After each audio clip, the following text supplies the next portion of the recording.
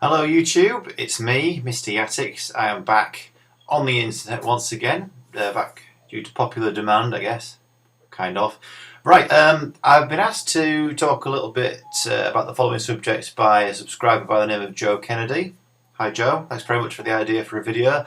And Joe's question to me basically in a direct message was, do I have any tips for training safely in Wing Chun? Because I think he's experienced something a lot of people training martial arts have experienced, whereby they're training with somebody who's going a bit hard. And I think while it's important to train realistically and with as much force as you can in a training situation, you get to a point where you stop learning things and you just start trying to survive. And if you're going to a class to learn something, you want to be learning something basically, so you need to be making sure that you're training at a pace and a ferocity that you can deal with and still process information. So I've got a few tips for, especially this is targeted towards Wing Chun specifically, and I won't touch on any of the sort of martial arts training discipline because they're all so different. I don't claim to be an expert in anything else particularly, but Wing Chun in particular is quite an interesting conundrum because of the way the nature of the art is that a lot of the time we're striking against like really vulnerable areas. For example, the eyes, the windpipe. We're going to be going through joints, and hyperextending things and all these other bits and pieces. So it's actually more important in Wing Chun that you train safely because if you do happen to strike somebody in one of these areas, and they miss a block or they're not awake or whatever, then there could be some quite serious consequences. So the first thing I'm going to say about training safely is be careful who you train with. And what I mean by this is a lot of the time, the people who are the most dangerous to train with are the people with the least experience. So you'll find people who are very new to any art are a little bit gung-ho, they don't have full control yet. And control is such a massive aspect of Wing Chun because if you can control the amount of power you put into something, it means when you want to go maximum on it, you can control that as well when your adrenaline's going and things like that. But if you're worried at all about getting injured or getting hurt, try and train with people on a similar or higher level to yourself. Okay, that's the first tip. And try and leave the instructors and stuff to train with the newbies if you have any worries whatsoever. Okay. Second tip is don't be afraid to pad up every now and then. And actually feel what it feels like to hit full strength, because a lot of the time if you freeze up because you're afraid of being hurt, you actually can't perform Wing Chun because you have to be relaxed and you have to be in the moment and you have to be very much aware of what's going on. And if you're constantly covering up and you're terrified of what's going to happen, none of your Wing Chun will work. So if you pad up occasionally, get some body padding on, you can get it from any martial arts store, and just let somebody come at you full power and really give you some solid strikes into that padding, you'll feel to a degree how bad you can get hit.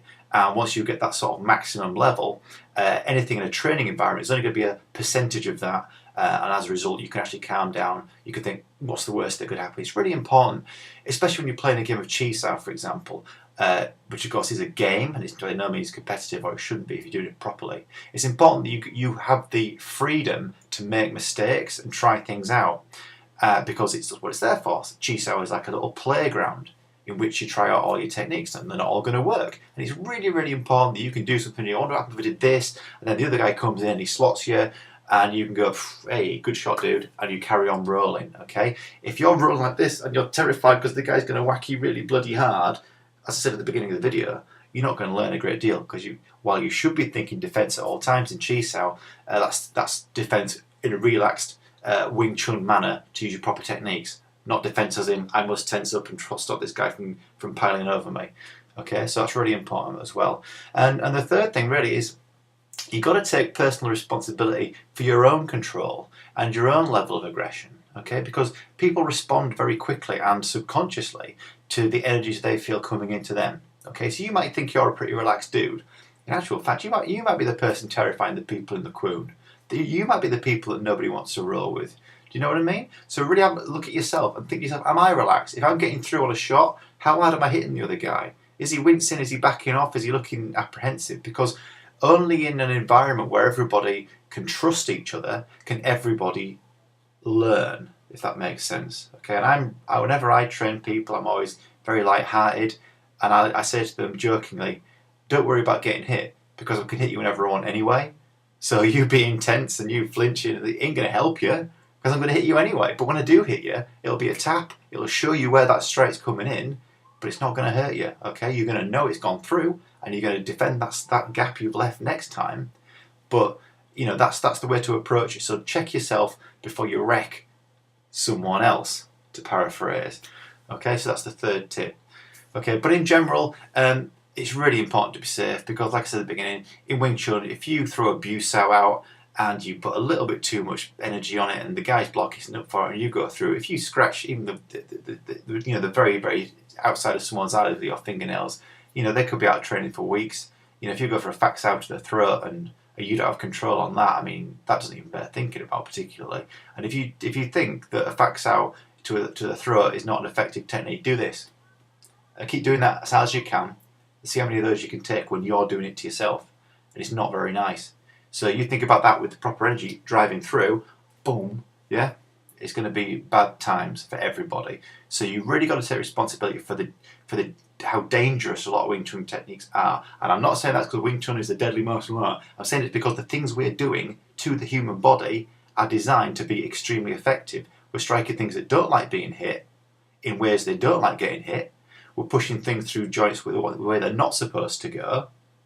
And of course, if you put your weight on something wrong and you're going through a jump through somebody's elbow, you only have to hyperextend it, and that guy can't train for 3 weeks. You know what I mean? And why would you do that to somebody? Why would they do it to you? Obviously not on purpose, I would hope. Otherwise, you wouldn't be training a thinking man's martial art like Wing Chun.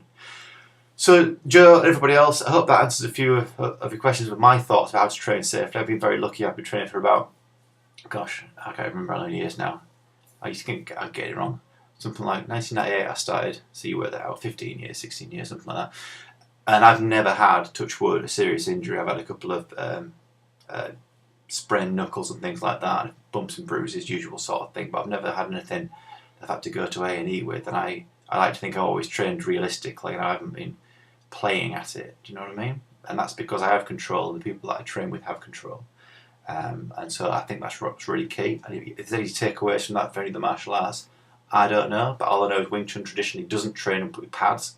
We train bare knuckle, we train against people with no padding on whatsoever, so we're not leg kicking into a leg pad, we're not wearing shin guards while we're kicking people, you know what I mean? So it's really important for us as Wing Chun people to be extra careful, I think, but at the same time, train as realistically as you possibly can, okay? And that's it for today. Coming up soon, you probably won't got this far in the video, but coming up soon, I'm going to do a series called Why Wing Chun Works. I'm going to break it into a few parts. I'm really going to get into the nitty-gritty of my understanding of how Wing Chun works as a martial art. So we're going to get right into the very depths of it. Again, I'm not going to teach you how to do Wing Chun, because you can't learn Wing Chun or any martial art from the internet, watching YouTube videos. Trust me on this. But I will talk to you a little bit about how I think that the martial art works and why I think it works for me and for so many other people. So look out for that, and I'll see you soon. Thank you very much.